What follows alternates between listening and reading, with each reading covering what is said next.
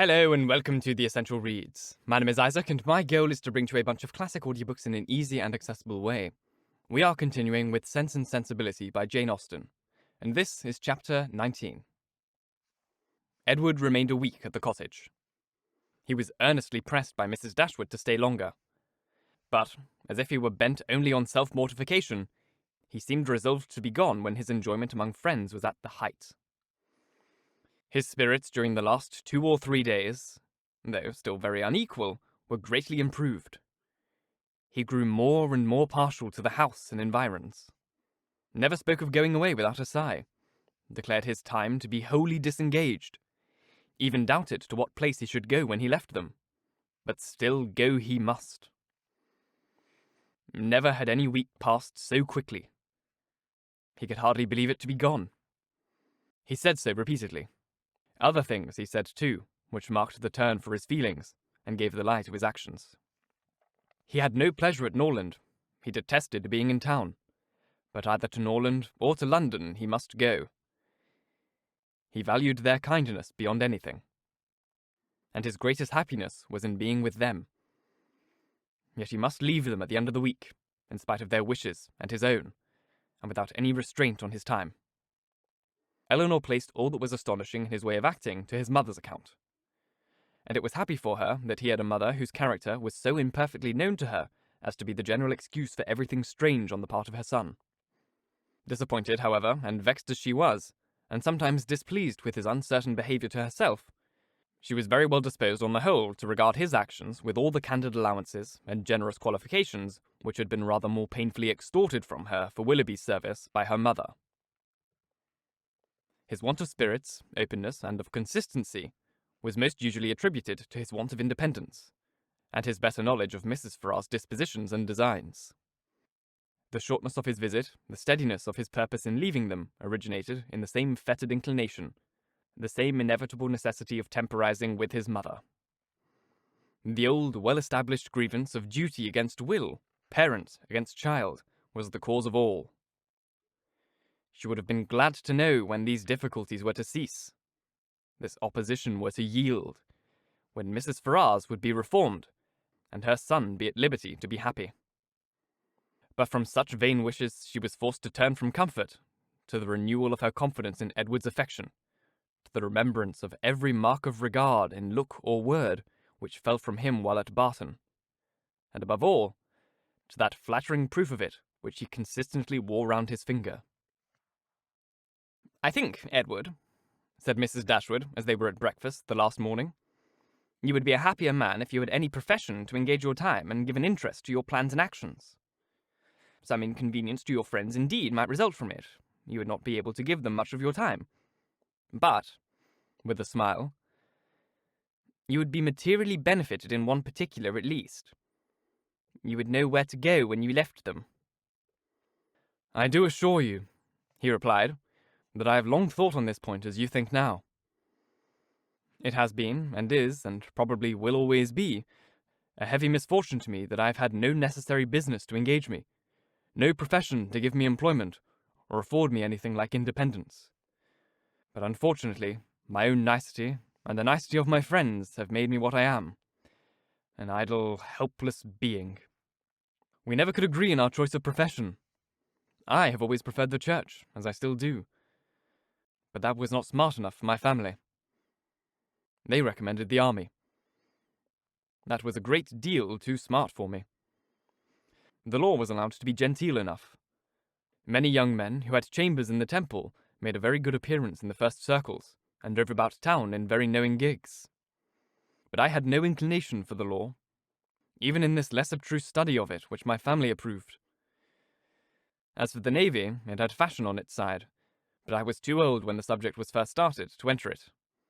And at length, as there was no necessity for my having any profession at all, as I might be as dashing and expensive without a red coat on my back as with one, idleness was pronounced on the whole to be the most advantageous and honourable, and a young man of 18 is not in general so earnestly bent on being kept busy as to resist the solicitations of his friends to do nothing. I was therefore entered at Oxford, and have been properly idle ever since." "The consequence of which, I suppose, will be," said Mrs. Dashwood, since leisure has not promoted your own happiness, that your sons will be brought up in as many pursuits, employments, professions, and trades as Columella's. They will be brought up, said he in a serious accent, to be as unlike myself as is possible. In feeling, in action, in condition, in everything. Come, come. This is all an effusion of immediate want of spirits, Edward. You are in a melancholy humour, and fancy that anyone unlike yourself must be happy. But remember that the pain of parting from friends will be felt by everybody at times, whatever be their education or state. Know your own happiness. You want nothing but patience. Or give it a more fascinating name. Call it hope. Your mother will secure to you, in time, that independence you are so anxious for. It is her duty, and it must, ere long, become her happiness to prevent your whole youth from being wasted in discontent. How much may not a few months do? I think, replied Edward, that I may defy many months to produce any good to me. This desponding turn of mind, though it could not be communicated to Mrs. Dashwood, gave additional pain to them all in the parting, which shortly took place, and left an uncomfortable impression on Eleanor's feelings especially, which required some trouble and time to subdue. But as it was her determination to subdue it, and prevent herself from appearing to suffer more than what all her family suffered on his going away, she did not adopt the method so judiciously employed by Marianne on a similar occasion to augment and fix her sorrows by seeking silence, solitude, and idleness. Their means were as different as their objects, and equally suited to the advancement of each. Elanor sat down to her drawing table as soon as he was out of the house, busily employed herself the whole day, neither sought nor avoided the mention of his name, appeared to interest herself almost as much as ever in the general concerns of the family, and if, by this conduct, she did not lessen her own grief, it was at least prevented from unnecessary increase, and her mother and sisters were spared much solitude on her account. Such behaviour as this, so exactly the reverse of her own, appeared no more meretricious to Marianne than her own had seemed faulty to her. The business of self-command she settled very easily. With strong affections it was impossible. With calm ones it could have no merit. That her sister's affections were calm she dared not deny, though she blushed to acknowledge it. And of the strength of her own she gave a very striking proof by still loving and respecting that sister, in spite of this mortifying conviction. Without shutting herself up from her family, or leaving the house in determined solitude to avoid them, or lying awake the whole night to indulge meditation, Elanor found every day afforded her leisure enough to think of Edward, and of Edward's behaviour in every possible variety which the different states of her spirits at different times could produce, with tenderness, pity, approbation, censure, and doubt. There were moments in abundance, when, if not by the absence of her mother and sisters, at least by the nature of their employments, conversation was forbidden among them, and every effect of solitude was produced. Her mind was inevitably at liberty. Her thoughts could not be chained elsewhere, and the past and the future, on a subject so interesting, must be before her, must force her attention, and engross her memory, her reflection, and her fancy. From a reverie of this kind, as she sat at her drawing table, she was roused one morning, soon after Edward's leaving them, by the arrival of company. She happened to be quite alone.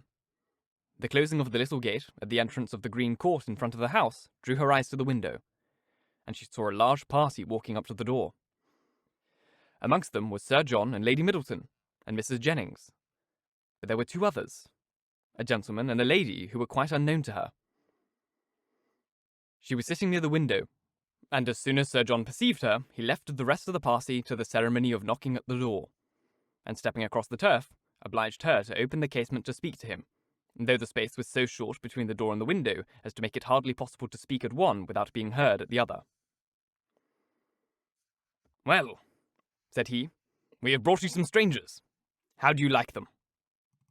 "Hush! They will hear you." "Never mind if they do. It's only the Palmers. Charlotte is very pretty, I can tell you. You may see her if you look this way." As Elanor was certain of seeing her in a couple of minutes without taking that liberty, she begged to be excused. "Where is Marianne? Has she run away because we are come? I see her instrument is open." "She is walking, I believe." They were now joined by Mrs. Jennings, who had not patience enough to wait till the door was opened before she told her story. She came hallooing to the window. "How do you do, my dear? How does Mrs. Dashwood do? And where are your sisters? What, all alone? You will be glad of a little company to sit with you. I have brought my other son and daughter to see you.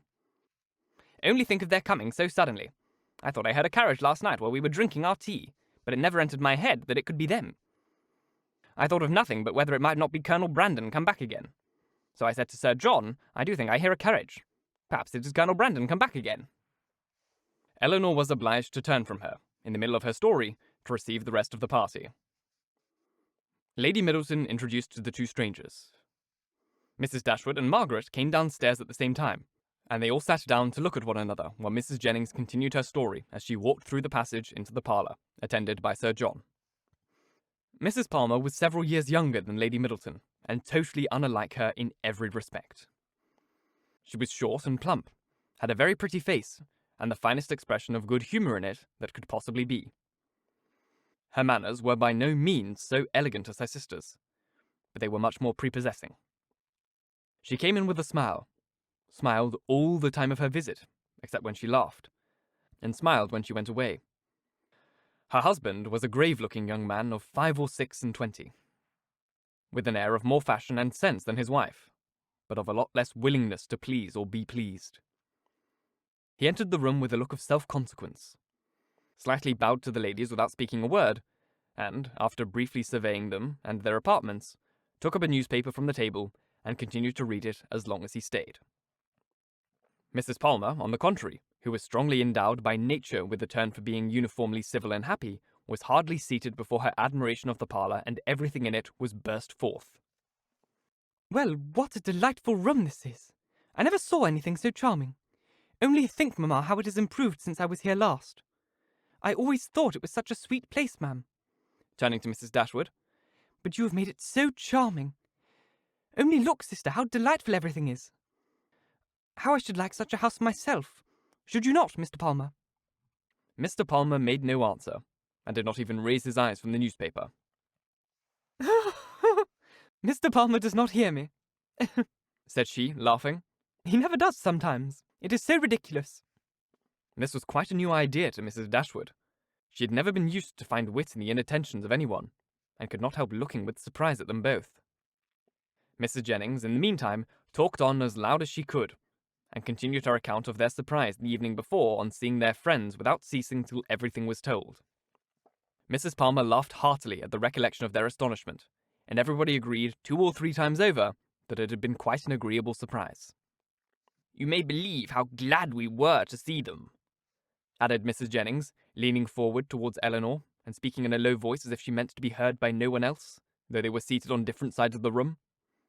"But, however, I cannot help wishing they had not travelled quite so far, nor made such a long journey of it, for they came all round by London upon some account of business, for you know," nodding significantly and pointing towards her daughter, "it was wrong in her situation.